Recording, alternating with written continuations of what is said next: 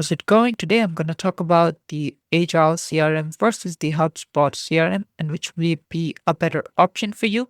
So if we look at the quick ratings, easily HubSpot has literally, you know, 8 times more than Agile. And then as you can see, they also got better ratings than them.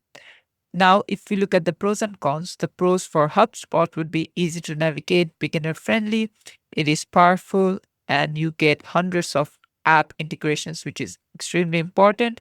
For Agile CRM, they will not block you for just a 1 year commitment. And then the pricing is good. It's good for maintaining optimal customer relationship, things like that. Now let's look at some of the major cons.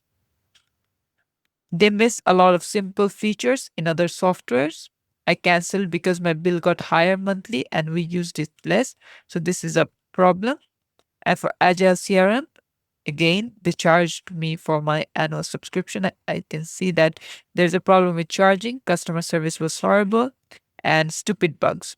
So overall, I would say HubSpot CRM is the way to go because it's way better and way established.